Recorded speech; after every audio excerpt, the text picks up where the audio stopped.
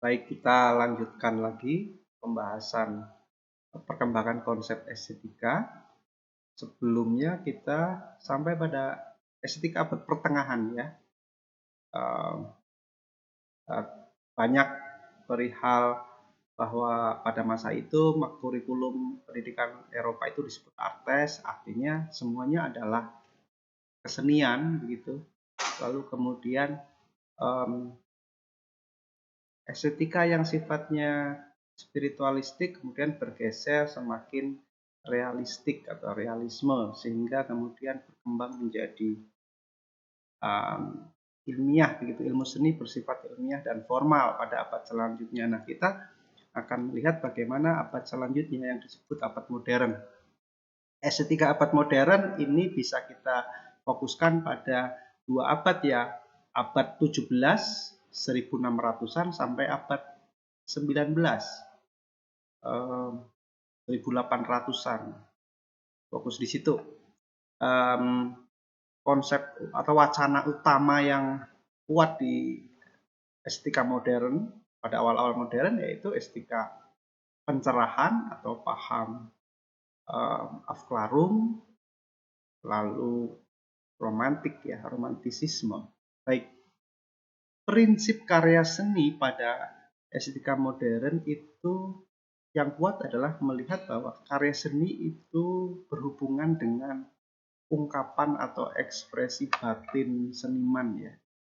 Oleh karenanya estetika modern bersifat subjektif. Ini bertolak belakang dengan estetika tradisional yang mengedepankan sifat rasional ya. Jadi pada estetika modern rasionalisme sudah mulai ditinggalkan tapi masuk ke dalam subjektivitas individu khususnya seniman, sehingga disebut subjektif ya.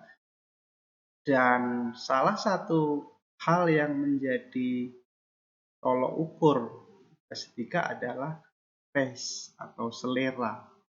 Nah, ini yang kita dapatkan sampai sekarang ya. Kalau kita bicara seni biasanya kan bicara taste, selera. Tapi kalau dalam istilah bahasa Indonesia sebenarnya tepatnya bukan selera tapi cita rasa gitu ya.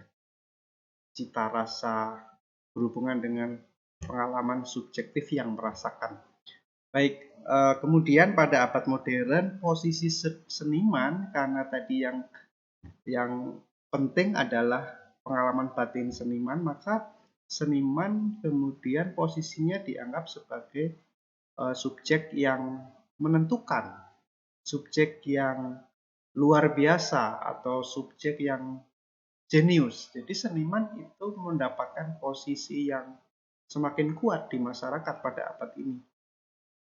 Sehingga anggapan-anggapan bahwa seniman itu jenis orang yang spesial, orang yang jenius, orang yang berbeda dan seterusnya itu terjadi ya di abad modern ini. Posisi seniman semakin kuat gitu ya. Kemudian persoalan pembagian bidang seni ya. Kalau pada mulanya itu di Eropa tidak secara spesifik di bidang seninya, karena itu masih umum bahwa seluruh pelajaran itu artes. Nah, sekarang di abad modern ini semacam berdiri sendiri, bidang seni itu keluar dari kerangka artes liberales dan menjadi cabang ilmu sendiri. Nah, kemudian kita lihat ada dua cabang seni yang lahir di abad modern. Ya, meskipun sekarang jarang dipakai juga konsep ini, tapi ini masih ada sampai sekarang. Bahwa seni itu ada yang disebut seni murni atau fine art gitu ya. Lalu yang kedua ada seni terapan atau kerajinan, craftsmanship gitu. Nah, kalau pembagian dua golongan ini biasanya seni yang benar-benar seni adalah yang seni murni, fine art. Di luar itu ya seni kerajinan saja yang sifatnya adalah fungsional. Jadi itu perkembangan konsep formalis atau bentuk seni. Kemudian Seni modern, kalau kita melihat pandangan yang kuat, yang dipakai adalah semakin semakin kuatnya cabang-cabang seni itu, misalnya ada 5 atau 4 lah setidaknya. Lukis atau seni rupa gitu ya. Lalu patung, kita bisa golongkan sebagai seni rupa juga. Arsitektur, musik, dan puisi. Ini menurut Chris Taylor ya, seni modern itu. Nah, di luar itu bukan seni modern, kata Chris Taylor. Sekarang soal bagaimana prinsip keindahannya estetika modern itu. Estetika modern, kata kuncinya ya formal dan intrinsik. Jadi yang dipentingkan adalah bentuknya, formalismenya. Otomatis seni menjadi otonom. Maksudnya karya seni itu tidak perlu dinilai dari unsur-unsur yang lain di luar karya seni. Jadi itu pandangan yang sangat khas modern ya. Ini kan berbeda dengan seni klasik atau tradisional, bahwa karya seni itu tidak berdiri sendiri, dia harus berfungsi secara sosial, harus masuk akal, rasional. Nah, ini berbeda dengan abad modern yang memang meninggalkan estetika klasik. Jadi dia berhenti atau menonjolkan karya seni itu, bahwa karya seni itu mandiri, tidak bergantung pada bidang-bidang yang lain.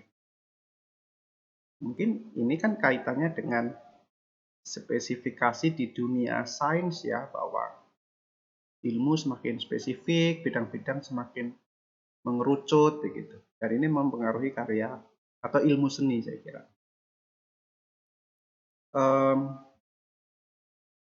Selanjutnya,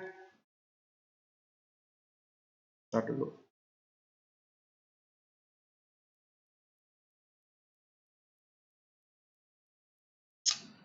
Mengenai bagaimana pengalaman estetis itu muncul gitu ya, atau pengalaman estetis tentang seni itu apa yang menentukan. Nah, di abad modern itu ada kata kunci yang disebut disinterested.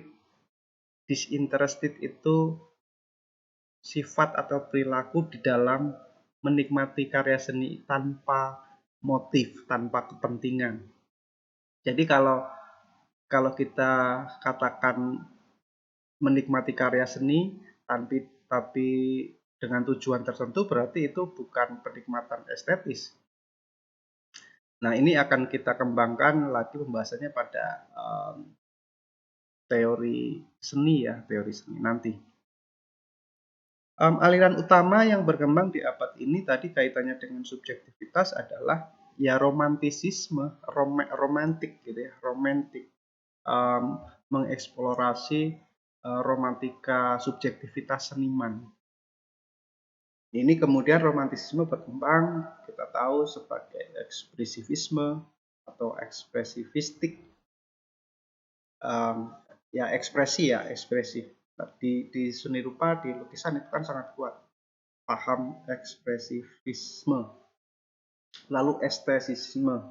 Estesisme berarti tadi bahwa karya seni itu berdiri sendiri, otonom, tidak bergantung pada bidang lain.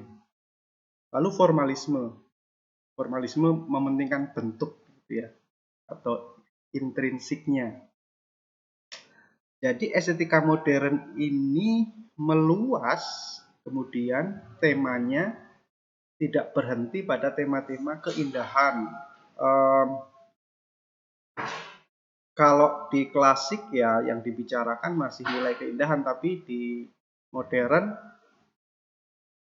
bidang bagaimana karya seni itu bisa kita nikmati, bagaimana kita menemukan nilai-nilai tertentu di dalam karya seni itu kita dapatkan, itu menjadi wahana baru atau cara-cara baru. Ini yang kemudian disebut epistemologi seni. Jadi pengetahuan kita tentang seni itu diperoleh caranya bagaimana, atau keindahan itu kita peroleh bagaimana caranya.